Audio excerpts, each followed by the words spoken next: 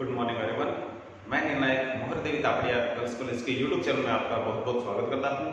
आज का हमारा जो टॉपिक है वो है सप्लाई का, यानी पूर्ति का। तो हम टॉपिक पे आते हैं वापस हमारे पूर्ति।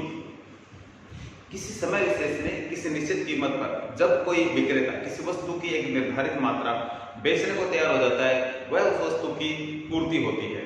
तो इस तरीके से इसका सिंपल सा जो मीनिंग सर ये है, इसमें तीन बातें सामने आती है, एक निर्धारित मात्रा और एक निश्चित समय और एक निश्चित कीमत। तो इन तीनों चीजों के ही इर्द गिर्द है जो पूर्ति का जो संचालन है वो होता है, और इनमें यदि परिवर्तन हो जाता है तो पूर्ति में भी परिवर्तन होना संभव है। तो इसलिए इन तीनों फैक्टर को ध्यान में रखते हुए पूर्ति की डेफिनेशन दी जाती है। तो ये तो हुआ सिंपल पूर्ति का अर्थ। अब हम बात करते हैं कि पूर्ति किस तरीके से होती है, कौन पूर्ति करता है और किस तरीके से पूर्ति एक्सेप्ट की जाती है लोगों के द्वारा। तो एक छोटी सी हम तालिका है, उसके द्वारा इसको समझेंगे। तो सबसे पहले हम देखते हैं कि हमें यहाँ प्राइस लिख रखा है और विक्रेता ए बी सी तीन हमारे पास ग्राहक है। पूर्ति का एक सिस्टम होता है कि जैसे जैसे सप्लाई मार्केट में ज्यादा आती है तो रेट भी डाउन हो जाती है। आप देखते हैं ये नियम है, नियम के बारे में आगे चलेंगे, बट सिंपली आप समझ सकते हो कि जैसे जैसे पूर्ति बढ़ती है तो रेट डाउन हो जाती है, पूर्ति मार्केट में कम हो जाती है तो रेट भी अप हो जाती है, यानी रेट बढ़ जाती है। तो इस तरीके से कीमत और पूर्ति के मध्य जो संबंध होता है वो सीधा होता है, यानी वृद्धि के साथ वृद्धि और कमी के साथ कमी। तो तालिका के द्वारा हम इसे समझेंगे। तो आप देखेंगे इसमें विक्रेता है एबीसी, ये प्राइस है, मैं अपना लिखता हूं यहाँ 100, यहाँ लिखता हूं मैं 50 और यहाँ लिखता हूं मैं 10। अलग अलग विक्रेता है, अलग अलग इनकी पूर्ति की क्वांटिटी है। तो सबसे पहले ए, जैसे जैसे कीमत बढ़ रही है, ये ए विक्रेता है, ज्यादा बेचेगा, ज्यादा प्रोडक्शन करेगा और ज्यादा सेल करने का प्रयास करेगा। ये लिखते हैं 200, 400, 800, 1000 और ये 1500। तो जैसे जैसे प्रोडक्शन बढ़ा, पूर्ति मात्रा में इन्होंने वृद्धि की। इस तरीके से ये बी जो है प्रोड्यूसर विक्रेता है, तो ये भी वृद्धि करेगा 60, 80, 90, 100 और 120। ये भी एक विक्रेता है जो कम पूर्ति कर रहा है। मार्केट में क्या है कि अलग अलग प्रकार के विक्रेता होते हैं, तो इस तरीके से अपने अपने तरीके से ये सब पूर्ति करते हैं। कोई कम करता है तो कोई अधिक करता है, तो इसीलिए हमने अलग अलग ये आंकड़े लिखे, तीन विक्रेताओं को लिया हमने। तो इसलिए इसकी ज्यादा है, इसकी थोड़ी सी कम है, इसकी इससे भी कम है, लेकिन है सारे सप्लायर पूर्ति करता। तो इस तरीके से जैसे जैसे आप देखोगे कि जैसे जैसे प्राइस बढ़ी किसी वस्तु की तो सप्लायर पूर्तिकर्ताओं ने और ज्यादा से ज्यादा पूर्ति करने की कोशिश करी। क्यों? क्योंकि ऊंची कीमतों पे सभी ज्यादा बेचने का प्रयास करते हैं, ज्यादा से ज्यादा फायदा लेने का प्रयास करते हैं, और नीची कीमतों पे लोग बहुत कम बेचने का प्रयास करते हैं। तो ये इसमें तालिका में शो किया गया है। अब ये तो थे तीन अलग अलग विक्रेताओं की बात करते हैं। यदि बाजार पूर्ति की बात करें तो इनमें सबका टोटल हो जाता है, तो बाजार पूर्ति हो जाती है। तो इनको हम टोटल कर देते हैं।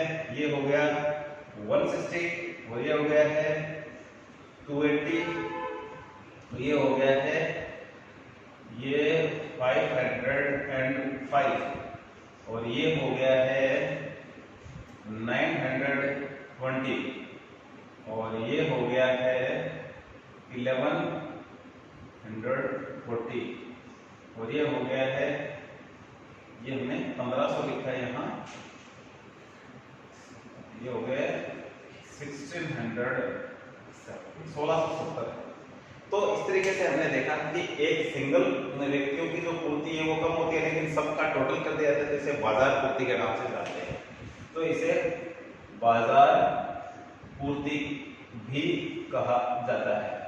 तो इस तरीके से कुल पूर्ति है जो टोटल सप्लाई है, इसको बाजार पूर्ति के रूप में भी हम जानते हैं। तो इस तरीके से ये एक हमने बाजार तालिका बनाई है, ठीक है, जिसमें पूर्ति को दर्शाया गया। इसे हम डायग्राम के रूप में दर्शाते हैं, डायग्राम में शो करते हैं। आप देखेंगे डायग्राम किस तरीके से बनाएगा। फिर नियम पे चलते हैं।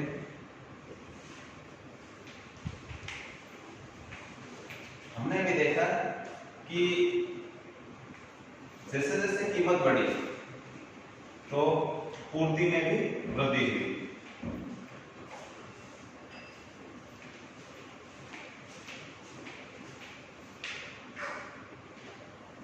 आप किसी को भी किधर भी दर्शा सकते हैं। इसका एक सिस्टम है कि जो क्रम से उसको OX अक्ष पे दर्शाएं, बिना क्रम से उसको OY अक्ष पे। चित्र बनाने में, डायग्राम बनाने में आसानी होती है।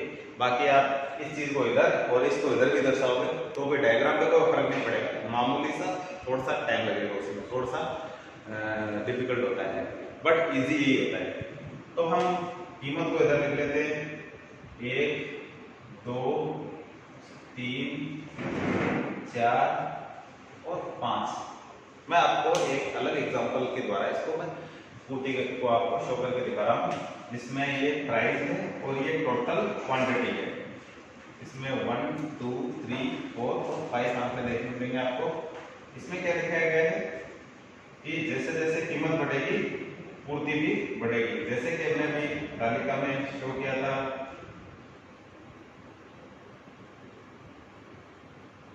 तो हमने भी इसमें ऐसा ही किया है, जैसे जैसे पूर्ति बढ़ रही है हमने, जैसे जैसे कीमतें बढ़ रही है पूर्ति भी हमने बढ़ा दी है, जैसे कि हमने थोड़ी देर पहले तालिका बनाई। तो सेम एक ही चीजें है। अब आप इधर सप्लाई लिख सकते हैं, ये 100 200 अंतर समान होना चाहिए सभी में। अंतर समान नहीं होगा तो आपका डायग्राम है जो थोड़ा सा आगे पीछे हो सकता है। तो एक पे है 100, इस तरीके से एक के ऊपर और 100 के सामने पॉइंट लगाएंगे। 2 पे 200, इस तरीके से एक के ऊपर और 2 के सामने पॉइंट लगाएंगे। 3 पे 300 है, 4 पे 400 है और 5 पे 500।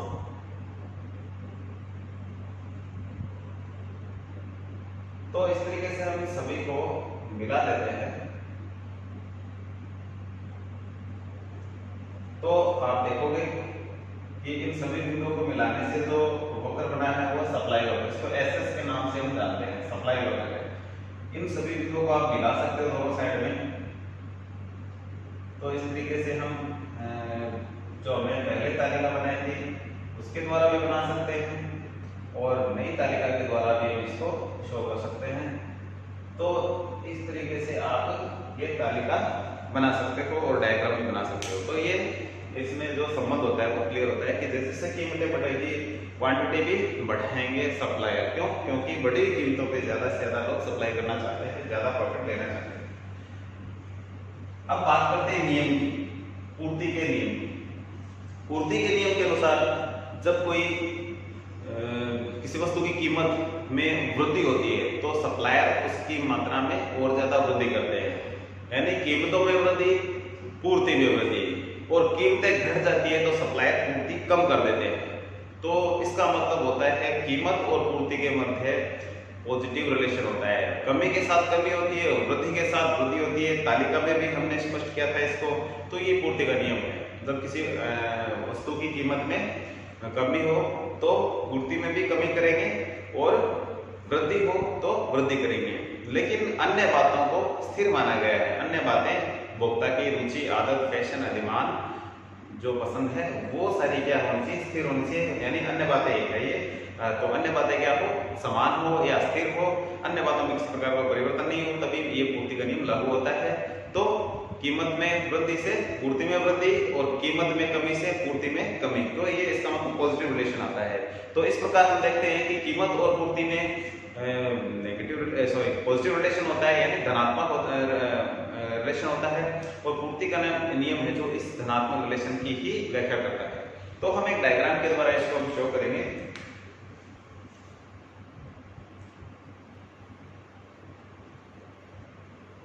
इधर हम कीमत लिख सकते हैं और इधर हम पूर्ति मात्रा लिख सकते हैं।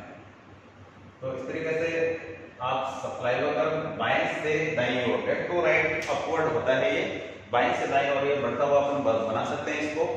और ये सीधा भी कह सकते हो आप और इसको राउंडेड भी कह सकते हो इस तरीके से। तो दोनों ही सही है। सीधा तब होता है जब इधर और इधर दोनों जो चीजें दर्शा रहे हैं उनमें समानुपात हो। समानुपात की कंडीशन में बिल्कुल सीधी रेखा होती है, समानुपात नहीं होने की कंडीशन में ये रेखा राउंडेड होती है, इस तरीके से बाईस ऊपर की ओर बढ़ती होगी। देखिए तो इस तरीके से हम ये सप्लाई वक्र बना सकते हैं। 2 पॉइंट बना के हम दिखाएंगे कि कमी के साथ कमी और वृद्धि के साथ वृद्धि कैसे होती है।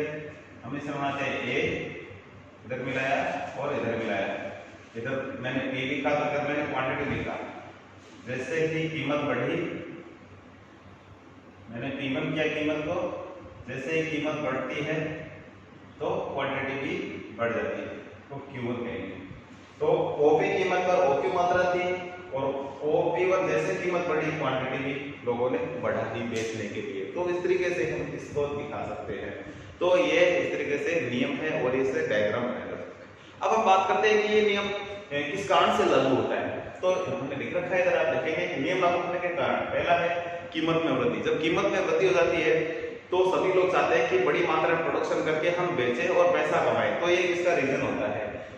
दूसरा है नए उत्पादों का प्रवेश। जब कीमत बढ़ जाती है तो कुछ ऐसे लोग भी होते हैं जो पहले उस वस्तु का प्रोडक्शन नहीं कर रहे थे, लेकिन अब कीमत में वृद्धि के कारण उनको लगता है कि इधर ज्यादा प्रॉफिट मिलेगा, तो वो भी नए आ जाते हैं। जैसे कि अभी एक डिटर्जेंट बनाने वाली कंपनी है, ठीक है, उनको लगा कि साबुन की कीमतें भी लगातार बढ़ रही है, तो वो क्या डिटर्जेंट को छोड़ देती है और साबुन बनाना स्टार्ट कर देती है, और वो देखते हैं कि ज्यादा माल बिकेगा और पैसा अच्छा कमाएंगे। तो इस तरीके से नए व्यक्ति आ जाते हैं मार्केट में सेलिंग के लिए, तो वो भी कारण होता है। तीसरा है दीर्घकाल में मांग की पूर्ति होना। अल्पकाल में क्या है, पूर्ति स्थिर रहती है, लेकिन दीर्घकाल में पूर्ति मात्रा में आप परिवर्तन कर सकते हो, क्योंकि आप उत्पत्ति के साथ में परिवर्तन कर सकते हो। ये रीजन होता है कि दीर्घकाल में पूर्ति आसानी से संभव हो पाती है। तो ये भी एक रीजन है, कारण है कि आप पूर्ति अच्छे से कर सकते हो। कीमत में कमी। कई बार क्या है, कीमत में कमी हो जाती है, जिसकी वजह से भी क्या है, लोग प्रोडक्शन कम कर देते हैं, अन्य कंपनियां बंद कर देती है माल। तो उस कंडीशन में भी वापस मार्केट की सप्लाई को नियंत्रित करने के लिए पूर्ति कुछ लोग तो एक्स्ट्रा आ जाते हैं करने के लिए। तो इस तरीके से ये नियम लागू होने का है। इसके कुछ अपवाद भी है, यानी हम कह रहे हैं कि जब कीमत बढ़ती है तो पूर्ति भी बढ़ती है, कीमत घटती है तो पूर्ति भी घट जाती है, ठीक है। तो यानी पॉजिटिव रिलेशन होता है कीमत और पूर्ति के बीच में। लेकिन कुछ ये अपवाद का मतलब ये नेगेटिव रिलेशन भी आ सकता है, ठीक है, पॉजिटिव रिलेशन बहुत जरूरी नहीं होता है। तो इसका कारण है पहला, भविष्य में कीमतों में परिवर्तन की आशंका। यदि भविष्य में कीमतों में परिवर्तन की आशंका है तो लोग है जो उसको ये नियम लागू करना, मतलब नियम लागू नहीं हो सकता। मैं एग्जांपल के आपको द्वारा इसको समझाऊंगा। जैसे अभी चीनी के भाव चल रहे हैं 40 रुपए केजी, ठीक है। एक घर में 20 केजी मंथली चीनी लगती है, ठीक है।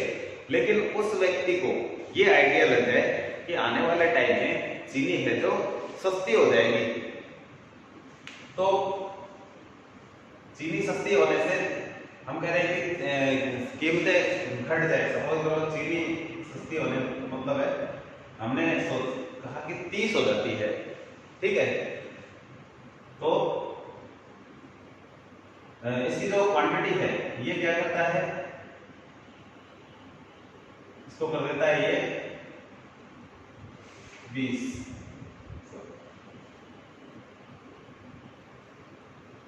तो इस प्रकार हम देखते हैं कि अपवाद में सबसे पहले कि भविष्य में कीमतों में परिवर्तन की आशंका हो तो ये नियम लागू नहीं होता है। दूसरा है कलात्मक वस्तुएं, ठीक है, कलात्मक हीरे जवाहरात ऐसी कुछ चीजें होती है जिनके संबंध में नियम लागू नहीं होता है। इनमें चाहे कमी हो चाहे वृद्धि हो, लोग इनको खरीदेंगे ही। तीसरा जो है नीलाम की वस्तुओं के संबंध में, जब किसी वस्तु की नीलामी होती है तो उस कंडीशन में पूर्ति का कोई मतलब नहीं होता, चाहे रेट अप एंड डाउन हो, लोग उनको खरीदेंगे तो खरीदेंगे, तो उस कंडीशन में नियम लागू नहीं होगा।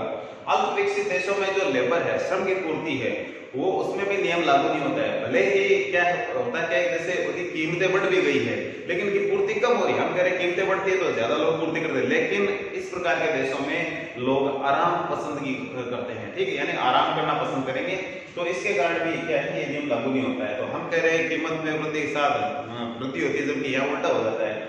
दूसरा कृषि पदार्थों के संबंध में, कई बार क्या है कि मानसून के कारण या फसलें खराब होने के कारण या अन्य किसी आपदा के कारण फसलें खराब हो जाती है, तो उस कंडीशन में भी पूर्ति क्या है, कम हो जाती है। तो जो कृषि पदार्थ है उनके संबंध में नियम लागू नहीं होता, क्योंकि भारत में 60% हमारी एग्रीकल्चर है वो सारी मानसून पर डिपेंड करती है। तो मानसून यदि खराब गया तो पूर्ति में कोई विशेष परिवर्तन नहीं होगा। पूर्ति यदि मानसून खराब हुआ तो पूर्ति कमी होगी, चाहे कीमतों में वृद्धि हो चाहे कमी हो।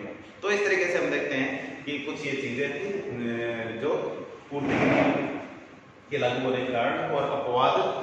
तो हमारे आज के टॉपिक को ही खत्म करते हैं और हमारे चैनल को लाइक कीजिए, सब्सक्राइब कीजिए एंड शेयर कीजिए। Thank you very much.